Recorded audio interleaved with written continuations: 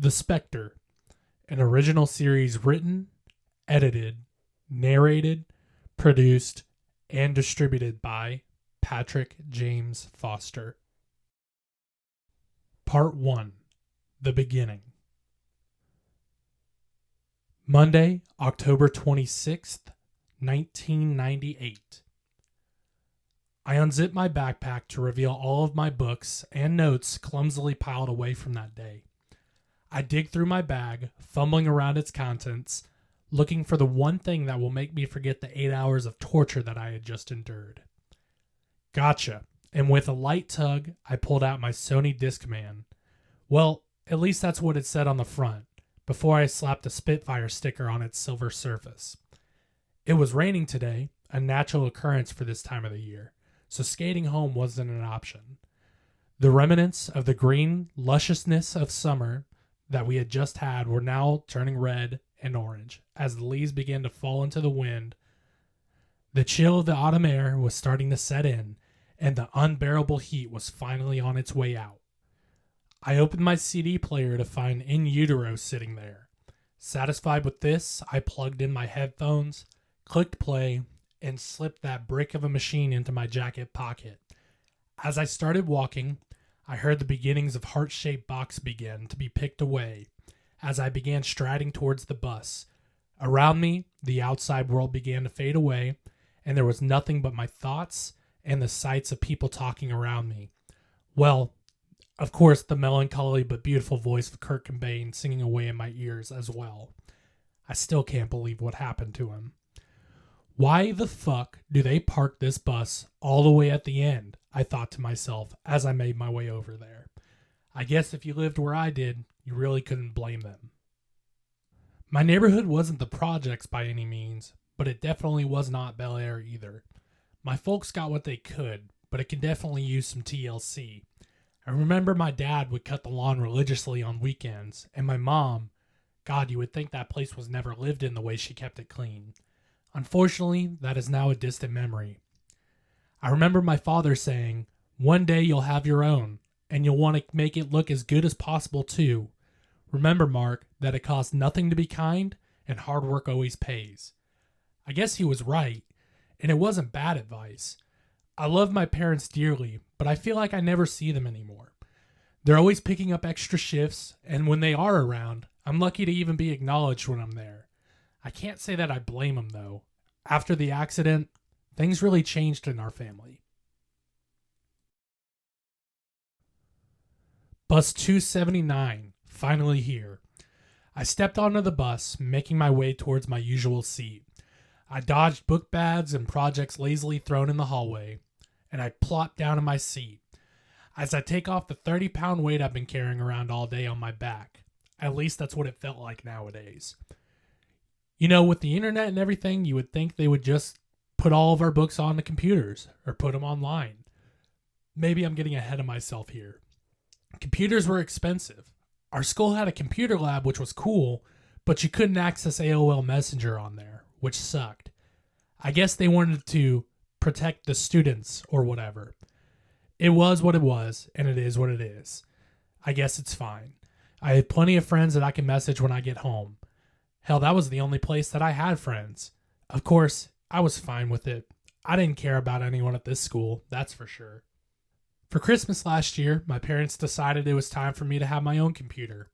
They said something like, "It's an investment into your future with college right around the corner." Little did they know I'd be using it to message people like Johnny, my only other friend in this town, who of course went to the other high school, or as Johnny referred to himself as, "Bury Me Alive 82, his name on AOL Messenger. As the bus door closed, the engine began to chug away. I felt a light tap on my shoulder. I looked up to see this new person standing there. "Can I sit here?" she asked politely. "Go ahead," I said as the bus began to take away, and she took off her bag and plopped in the seat next to me. "That's a cool Green Day shirt," she said as she got settled into her seat. "Thanks," I said shyly. "I'm Mark. Are you new here?" "Yeah, I just transferred from Callaway. I'm Marie, but I go by my middle name, Jen." "Oh, cool. So you came over from Callaway. Why did you transfer here?" Callaway is just on the other side of town. Long story, she said. I guess there's zones, and when my parents moved, I guess I had to go to this school now. But I'm trying to make the most of it. My parents bought the house on Blaine Street. That's my street. You must have moved into the old Barker house, I said with an excited note in my voice. Yep, that's the one. I guess we're neighbors now. I guess so, I said. Well, it's nice to meet you, Mark. It's nice to meet you too, I said as I paused my CD. Did you happen to know Johnny Ibanez? He's a good friend of mine who goes there. I had a class or two with him, Jen said. I didn't really know him. I know he was like really into video games, and he was always talking about Street Fighter. Yeah, he's really big into it. But he's into everything.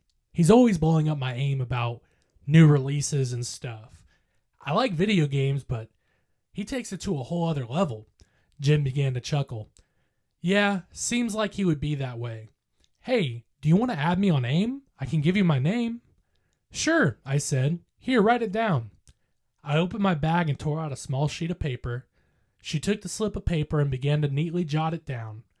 I am Jen 289, she wrote. Cool. Will you be on tonight? Should be. I have to finish my homework first. My parents are kind of sticklers about it. I get it. Well, I'll message you. The bus stopped and I looked up. Wow, that was a quick ride, I thought to myself. This is our stop, I said to Jen. We got up and walked off the bus. I'll see you tomorrow, and it was nice to meet you, Jen said. You too. I'll see you tomorrow, I replied. I slung my backpack over my shoulders and walked towards my house. As I opened my front door and walked in, I saw a note on the counter. Be home late, it read. Awesome, I thought to myself. I guess I'll be in charge of dinner again tonight. I walked towards my room and opened the door, threw my bag in the corner and kicked my shoes off. I laid down on my bed, and before I knew it, I started to drift off to sleep. I woke up a couple hours later to police sirens rushing down my street. I looked over and my clock said it was 6:32 p.m. I got up and cracked the blinds on my window. To my shock, there were several police cars lined up and down the street, and an ambulance wailing by. I jumped out of bed and hit the door. Mom? Dad? Holly? I yelled, and all I got was a, "Come here!" from Holly. I ran down the hall to see her standing out the front door. What's going on? I asked. I don't know, but I think somebody broke into the Johnston house. What? I said, shocked. I stepped past my sister and began out the front door. I had left my jacket inside, so I began to shudder. I looked down the street and I wasn't alone. Several of the neighbors walked out too. Everyone, stay back, please. We need to make room for medical personnel to get in, a police officer said as I got closer. Hey, a familiar voice exclaimed. It was Jen. I began walking towards her. Do you know what happened? I asked. No, she said. They have been very hush-hush about it. I looked at the front door as a few more officers made their way inside the Johnston house. I hope everyone is all right. This is Deputy Muncie with the sheriff's office. If you are a resident of this street, you need to return to your home immediately. This is a crime scene. Please return to your residence immediately. Thank you. A crime scene? Puzzled, I looked at Jen. Wow, a crime scene with this kind of response? This can't be good, she said with a slight shudder in her voice. I didn't know the Johnstons too well. They kind of kept to themselves. Whenever I would see them, it always seemed like they were in a rush to get back inside. I didn't think much of it. Some people are just like that. I'm like that. I knew they had a child who went to my school. I think they were like a freshman or something. I didn't really know them, but they were kind of loners. They would sit alone in the lunchroom and didn't really socialize with anyone else. I'm going to go back home, but if you hear anything, let me know, Jen said. I will, I said as I began walking back towards my house. As I opened the front door, I heard my sister's voice saying, Come here. I made my way through the kitchen and down the hallway to find her in my room. Yes, I said as I pushed open the already cracked door. What happened? She asked timidly. I'm not sure.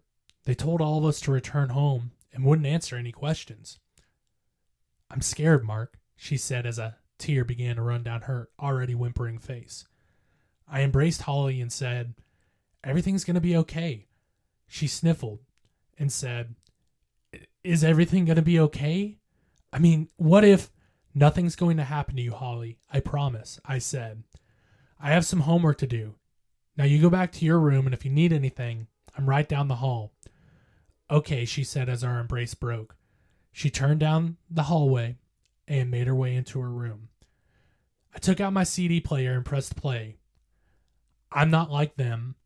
I can pretend. The sun is gone, but I have a light. I pulled out my folder and my pencil, along with my half-scrawled history paper on the cluttered desk. I cracked open my book to ancient Greece and began writing away about some guy named Sisyphus and his punishment for cheating death. About an hour and a half went by, and I began to see headlights passing by on the street. I got up and cracked the blinds to see cop cars and ambulance making their way out of the neighborhood. I shut the blinds and turned away. Good, I thought to myself as I cracked open my CD player to replace In Utero with something else. As I fumbled through my box of CDs, I heard an alert pop up on my computer. I took off my headphones and set them down gently on my bed. I pulled out my desk chair, hearing it drag across the carpet, which always gave me goosebumps. I turned on the screen and saw I had received an IM. It was Johnny. Dude, did you see the news? His message read. No, I typed back. A message popped up. Bury Me Alive 82 is typing. Suddenly, my door swung open. Mark, come quick, Holly said frantically. I stood up and followed Holly into the living room. As we rounded the corner, we heard the TV start to say, up next with breaking news tonight. A local family found dead in their house, and their 15-year-old son is nowhere to be found. I picked up the remote and clicked up the volume a few notches. Authorities say that 45-year-old Brian Johnston and his wife, 43-year-old Merrill Johnston, were found dead earlier today. Police say that the couple was discovered by a bystander in the neighborhood who rushed into the home after hearing a commotion along with screaming while walking by with their dog. Officials say that the Johnston's family has a 15-year-old son, Kyle, whose whereabouts are currently unknown. If you have any information about what happened, please contact your local authorities at... Holly was crying. I grabbed her again and said, it's all going to be okay. Just relax. I held her for a minute, and as I let go, she asked, what's going to happen? I don't know, I said. I gotta go. Johnny is messaging me. I walked back down the hallway and found Johnny had sent me several messages while I was gone. I sat down at my desk and began to read them. Dude, the Johnston's family on your street were killed. They don't know where their son is. Hello? I hit reply. Yeah, I just saw. What the fuck, man? Bury Me Alive 82 is typing. My dad said they were found disemboweled. What kind of sick fuck does that? I began clicking away on my keyboard.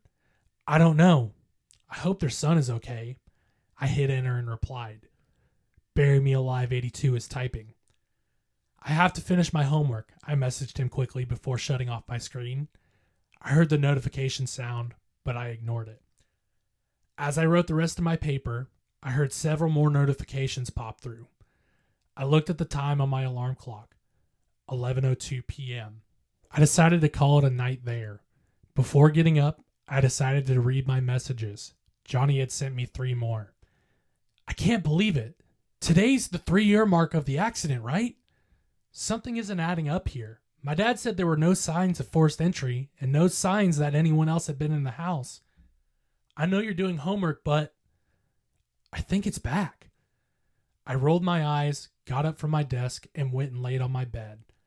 As I stared at the ceiling, slowly drifting off to sleep, I heard a noise coming from the door. I looked toward my door, and what stood there shocked me. Standing in the hallway right outside of my room was a dark figure, tall and completely black. Shocked, I shook my head and wiped my eyes.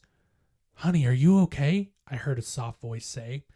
I looked up and saw my mom standing there. Yeah, Mom. Sorry, I I thought, "It's okay, honey," she said. "I'm sure you saw the news. It's scary what's going on. There was a police car outside the house when I got home. Everything's going to be okay. Get you some rest." "I will, Mom. Good night," I said back. "Good night, dear," she said back. I rolled over on my bed and shut my eyes. As I laid there and drifted off to sleep, I thought, it can't be back. No way. Can it?